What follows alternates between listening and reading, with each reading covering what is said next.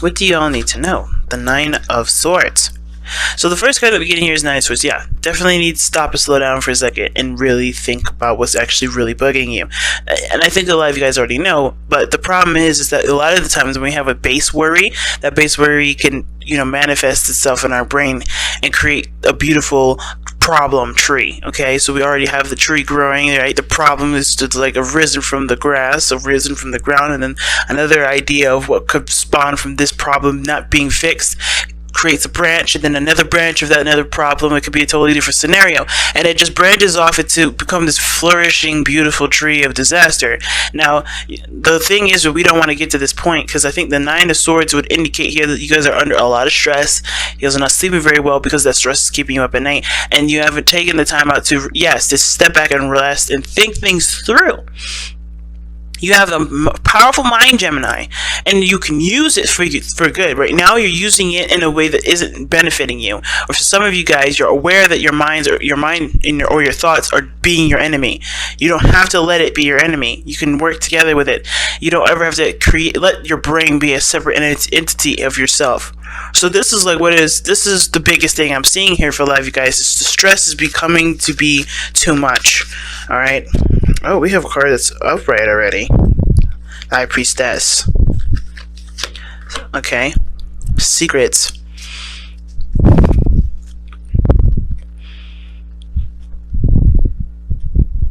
Something tells me that you guys already know the answer to what will fix your problem here with the Nine of Swords. And it may have to do with being patient and not actually doing anything, which is the hardest part. That's what stresses you out. There's actually no action that's needed to be taken. And because there is nothing to do, it makes you worry. Because you're not in a situation or in a position to actually move or to do something that would cause something. What's stressing Gemini out? Can we get something to understand what's stressing Gemini out? What is stressing Gemini out completely? What is stressing Gemini out? The King of Wands. Well, very blatantly, the King of Wands is stressing y'all out. You have the Aries, Leo, Sagittarius card, or mainly Leo. Somebody that's very proud. Somebody that's very, confident in themselves. Very passionate. This person is stressing you out. This person right here is stressing you out. Now, this could be just nobody in your life at all. This could be your confidence and, your desire to travel, your desire to explore and be yourself, to do something fun and have something going for you in your life. Because there's stagnancy that says something here, right? The Four of Swords talks about taking a break, not doing anything, resting, reflecting, and then the Nine of Swords. Some of you guys, here's the situation. Either you guys need the time to take a break, take a moment to recognize that something's, either recognize something's bugging you, or take a moment to just kind of break away from what's bugging you. Stop taking so much action, stop doing so much, being such an active individual, and just rest, right? Just purely just rest. Now, and then the other end is that some of you guys have been resting, have been taking some time out, and it's bugging you that you don't know what to do to get your energy up, to go out and do something that's inspirational and motivates you to continue to push on. Right? So some of you guys are having a hard time or struggling to be motivated to do something. Okay? Now, at the same time, this could be a totally different individual. This could be someone that you're dating. And like I said, a Leo, Sagittarius, or an Aries. This can also just indicate that this is someone around you that has characteristics of the King of Wands. Very passionate, very energetic. They're always doing something. The life of the party. They're full of energy. They can be very aggressive, and they can also be, very demanding. They may want their freedom, but the thing is, it's like this person is very self-absorbed, right? So, there may be some issues with this individual in regards to how they perceive themselves and how they perceive you, how they are considerate in the relationship or not. Now, the King of Wands is never inconsiderate to the people around him. He knows how to take care of himself and make sure his needs are there first, while not necessarily compromising or doing something terrible to someone else. He's not a horrible king. He's just very focused on the self, but he doesn't focus on the self that would inconvenience anybody, that would, that would show unkindness to anyone else's and anyone else's experience.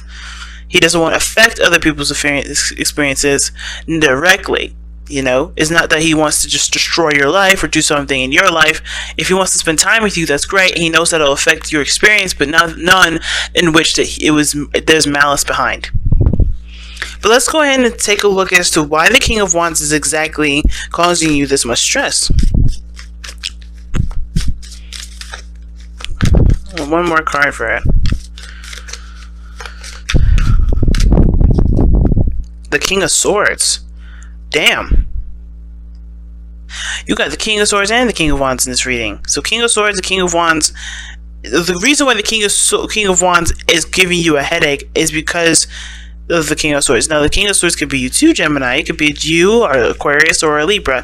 But the thing is that maybe this person has gotten cold. This person is not active anymore. This person is not taking action. Maybe this person has kind of resided a little bit to kind of become very defensive and very argumentative and very aggressive. I already said aggressive twice. It could be that this person is not really making a lot of sense. Okay? Because I think how this works is that this person may have a lot of energy, a lot of fire, a lot of passion, but they don't really commute. It doesn't really make sense to the King of Swords here. Okay? Some of you guys, especially those of you that are in the same sex relationships here, this is going to indicate here that you guys are having a dynamic of logic and an emotion, right? Logic and just being. Someone's thinking too far ahead, someone's thinking too much, while the other one is not thinking enough. Right? The King of Wands would not be thinking. He's just like, okay, this is what I want, I'm going to go for it.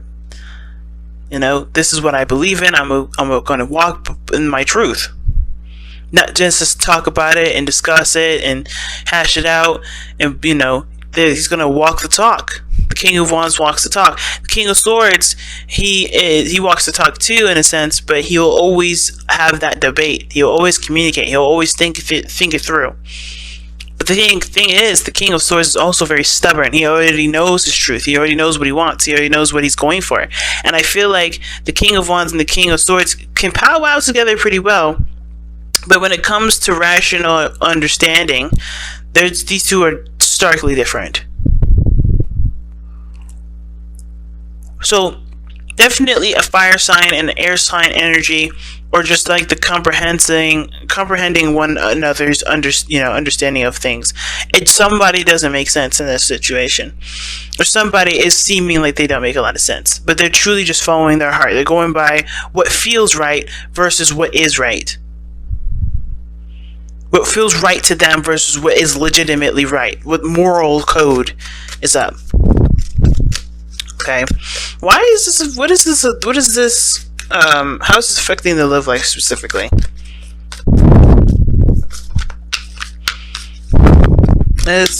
Honestly, I want to actually know, what are the disagreements between the King of Wands and the King of Swords? What is the disagreement between the King of Wands and the King of Swords?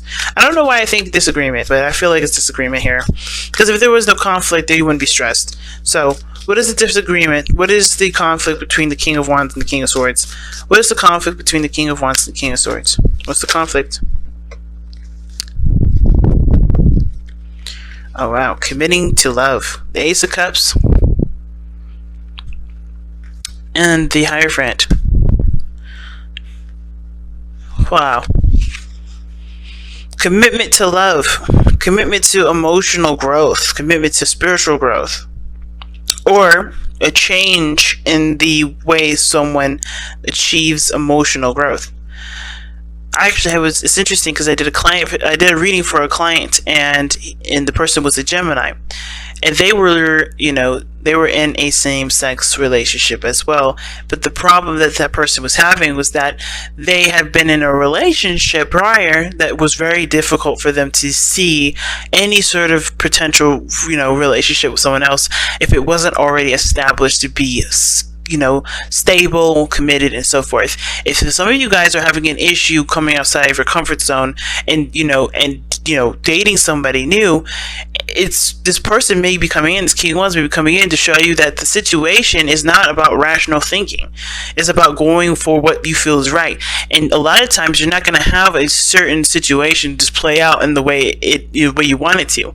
And it's not necessarily about what you want. It's more of like, is it possible? And a lot of times, especially with the individual I was reading for, it wasn't possible for that person to expect a committed relationship from the person the second they started dating. That was unrealistic. So the situation here is showing me is like some of you guys may be aware that what you guys have to do to have a beautiful relationship with somebody is to be yourself and to let time pass and let time just be, to grow that relationship. Real roots to put down in the relationship instead of just saying, okay, I'm not going to be with you unless you're really looking for a serious relationship. You don't know what you want from this person until you know who this person is. You got to give this person a chance. Believe it or not, like wands, fire, and air energy go along very well together, but you won't know how well it goes together until you spend the time to figure that out, which is why the Hierophant and the Ace of Cups is here. This is a growing process. This is about connecting with your emotions. I think for some of you guys, you've been detached from your emotions for a long time because it's been very painful to deal with or to remember or to even, have anything to do with love because of your past experience. But this person looks like they're going to be bringing in new energy, bringing in new life, and this person brings out a side of you that you can be happy with. But I think this also puts you in a position of being even more defensive because it's putting yourself at risk, right? It's a chance game. It's not necessarily, there's no guarantee that this is going to end in a way that you guys live happily ever after, but it doesn't mean it can't. Just because there isn't a sign of it now. It takes growth, it takes time, it takes patience for it to grow out. And I see this in this relationship, I see this reading. You have to be yourself. You have to look and see who you are through this person, and you have to understand and see who this person is for you in this relationship before you can decide, is this the path that I want to go down? Is this person someone I want to live with for the rest of my life? Is this someone I want to marry? Is this someone I want to have kids with? Is this someone I want to live the rest of my life with? Period. And that is going to take time, and that's why I think this is why you have to kind of be patient here. I think this is why, either taking a step back to just slow down and relax, or to just go out and do it, take a chance, take a leap of faith, just see how it goes. It's just better than just not doing it at all, and better than, just kind of cutting your losses, So, what is the overall outcome for Gemini? Damn, Judgment. That's the second opportunity. But Judgment with the Eight of Wands. You guys are getting 2 cards for everything that's being explained today. Underneath that is the Two of Pentacles. You have to make a decision about what it is that you want, what is of value to you. And I understand that there is this desire to settle down and just, you don't want to take anybody that's not going to truly settle with you, or, that's truly going to look for long-term commitments. You shouldn't be looking for it either. Not saying that, not to go after what you want, but like, you shouldn't expect everyone that you date to be as quick to get married and settle down as you are. And who's to say that this person is definitely for you if you don't take the time to get to know them? Remember, everything happens for a reason. Time is given to us to understand what we need to understand, so we can avoid situations, so we can understand the person or understand the circumstance a lot better than what we looked at from the situation up close. Because think about this, and I actually got this from a comedy skit. I don't know if you guys have seen it, Equimity, I think it is. I can't remember. It's one of Dave Chappelle's newer stand-ups, and he was talking about in the very end how the situation when something first happens, we're all close up to the elephant, right? The elephant's skin, right? You can't see that this is that skin is actually to an elephant. You just know that that's gray and it's scaly or it's wrinkly and it looks weird, right? But it takes time for the situation to back itself out so you can see the whole picture, right? This is the same situation. You don't know everything when you first start out, and it's hard to kind of accept that because it's also requiring you to just trust the situation and see how it goes from there. But this is one of those situations where you just have to see. The situation is way too close up to your face right now to identify if it's an elephant or if it's a rhino, right? You don't know. because they have the same kind of skin, right? But you don't know what kind of situation this is until time is given to it for you to be able to step back and see the whole picture, see everything from what it is, and see how it plays out in your world. So give it the patience that it needs, because what this last two is showing you is that this is judgment in the Eight of Wands. There's some sort of opportunity that comes up that requires communication. It requires the flow of progress, right? And I feel like it's not necessarily just communication, but it's also about moving forward. It's about taking the steps ahead and going for it. Not to completely just, just completely just cut something off, but giving it the opportunity that it's going to need, or giving it the time it needs to understand it, and go for it, and then change your mind later if it need be. Because you always can change your mind. But it may be hard to change your mind, but it's definitely an option. Your back is never ever up against the wall, fam. Okay, so let's take a look at what oracle cards you have.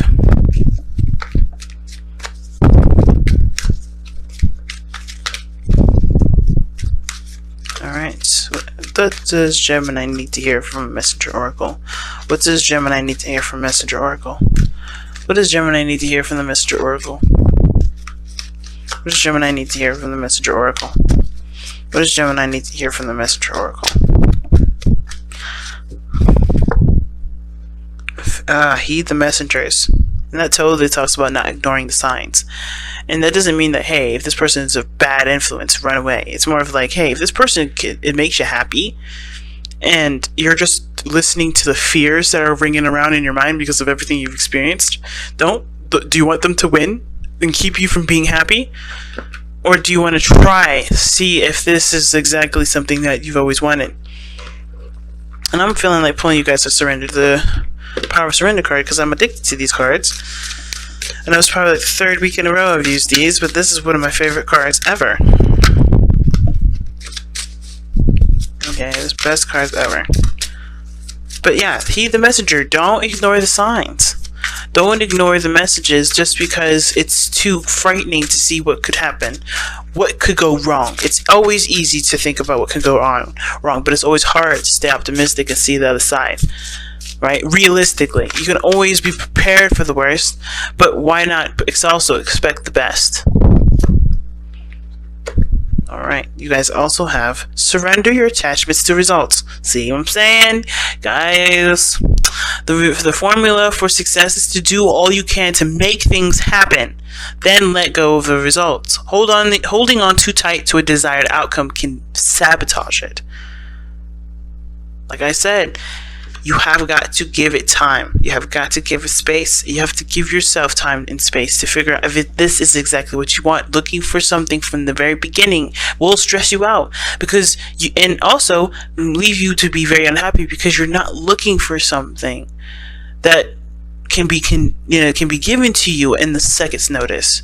It can't be given to you in second's notice. It has to take time. It has to grow. You have to overcome the challenges and the struggles. You have to understand the dynamic between you and a different person. And I feel like the person that's in your life right here is not doing anything to be malicious or hurtful, but they're doing what's best for them, and you have to do what's best for you and not think about what could come of this relationship and just focus on what you want right now. What you want to feel right now. Do you want to feel love? Because love can come and love is here. If you want commitment, why don't you just sign a contract with somebody and work with them, right?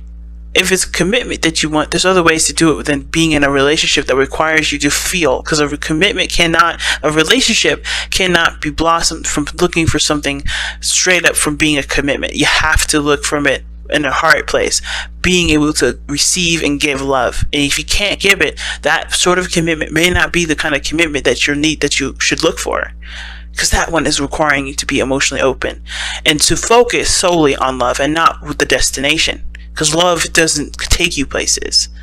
Love is emotions. Okay, it's hard, y'all. I understand, considering that you guys have obviously every reason to be worried and stressed out. and to be even hesitant when it comes to future relationships, considering maybe the past one didn't work out. But you have to trust.